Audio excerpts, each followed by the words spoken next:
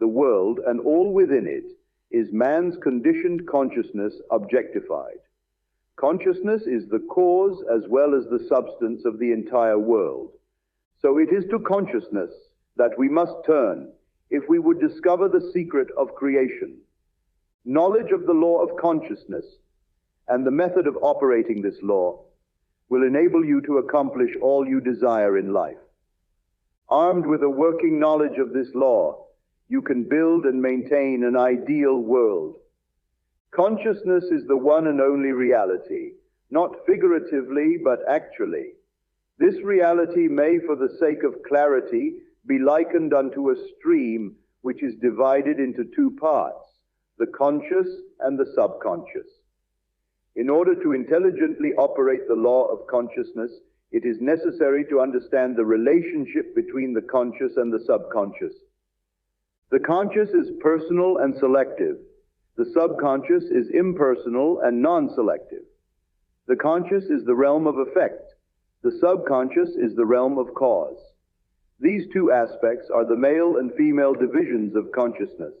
The conscious is male, the subconscious is female.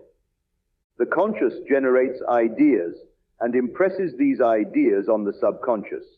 The subconscious receives ideas and gives form and expression to them. By this law, first conceiving an idea and then impressing the idea conceived on the subconscious, all things evolve out of consciousness. And without this sequence, there is not anything made that is made. The conscious impresses the subconscious, while the subconscious expresses all that is impressed upon it. The subconscious does not originate ideas, but accepts as true those which the conscious mind feels to be true, and, in a way known only to itself, objectifies the accepted ideas. Therefore, through his power to imagine and feel, and his freedom to choose the idea he will entertain, man has control over creation. Control of the subconscious is accomplished through control of your ideas and feelings. The mechanism of creation is hidden in the very depth of the subconscious, the female aspect or womb of creation. The subconscious transcends reason and is independent of induction. It contemplates a feeling as a fact existing within itself, and on this assumption proceeds to give expression to it. The creative process begins with an idea, and its cycle runs its course as a feeling, and ends in a volition to act. Ideas are impressed on the subconscious through the medium of feeling. No idea can be impressed on the subconscious until it is felt, but once felt, be it good, bad, or indifferent, it must be expressed. Feeling is the one and only medium through which ideas are conveyed to the subconscious. Therefore, the man who does not control his feeling may easily impress the subconscious with undesirable states. By control of feeling does not mean restraint or suppression of your feeling, but rather the disciplining of self to imagine and entertain only such feelings as contribute to your happiness. Control of your feeling is all important to a full and happy life.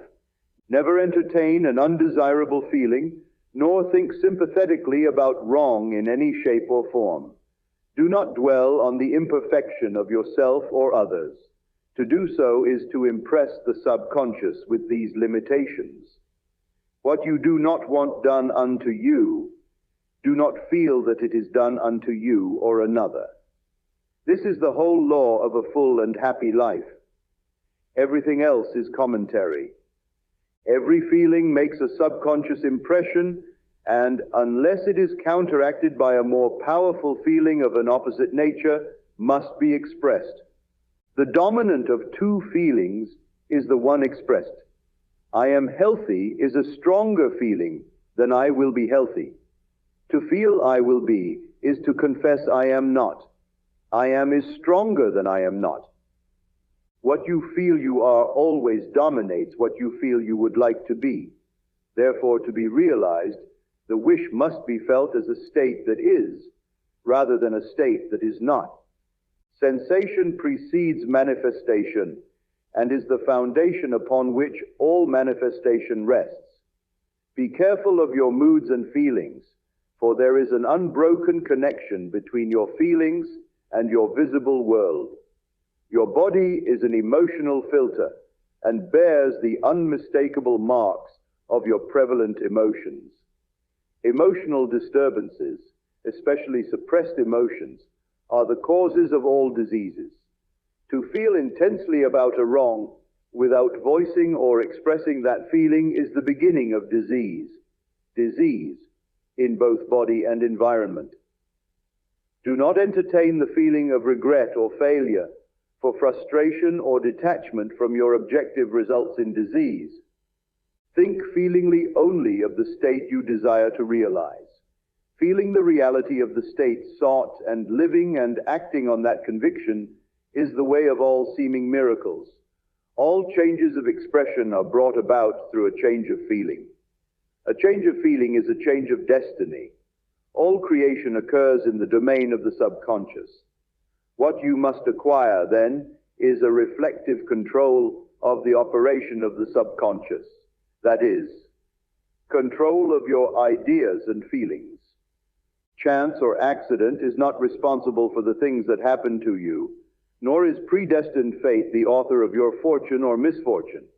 Your subconscious impressions determine the conditions of your world. The subconscious is not selective. It is impersonal and no respecter of persons.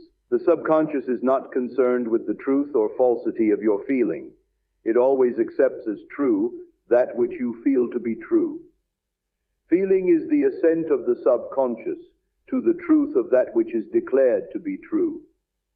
Because of this quality of the subconscious, there is nothing impossible to man. Whatever the mind of man can conceive and feel as true, the subconscious can and must objectify.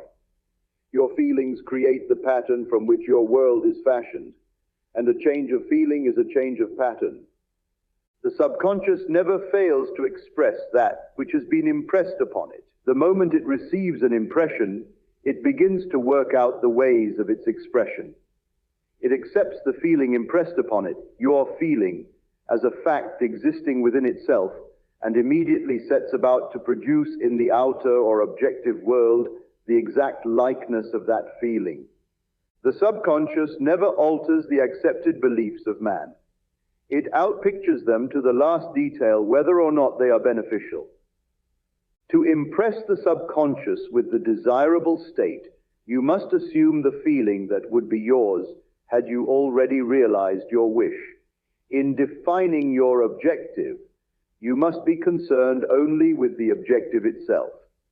The manner of expression or the difficulties involved are not to be considered by you. To think feelingly on any state impresses it on the subconscious.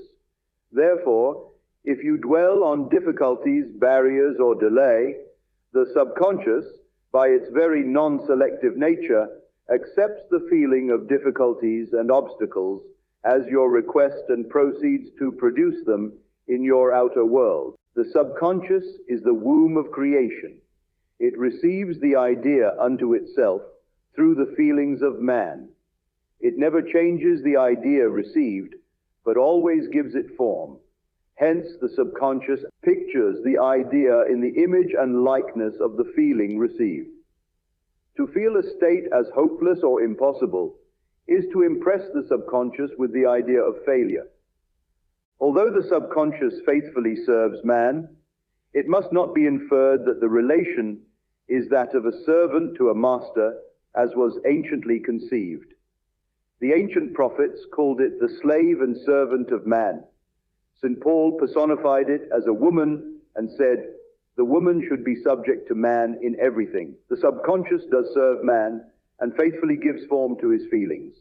However, the subconscious has a distinct distaste for compulsion and responds to persuasion rather than to command.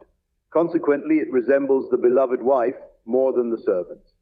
The husband is head of the wife may not be true of man and woman in their earthly relationship, but it is true of the conscious and the subconscious, or the male and female aspects of consciousness. The mystery to which Paul referred when he wrote, "This is a great mystery. He that loveth his wife loveth himself, and they two shall be one flesh," is simply the mystery of consciousness. Consciousness is really one and undivided, but for creation's sake it appears to be divided into two. The conscious, objective, or male aspect truly is the head and dominates the subconscious, subjective, or female aspect.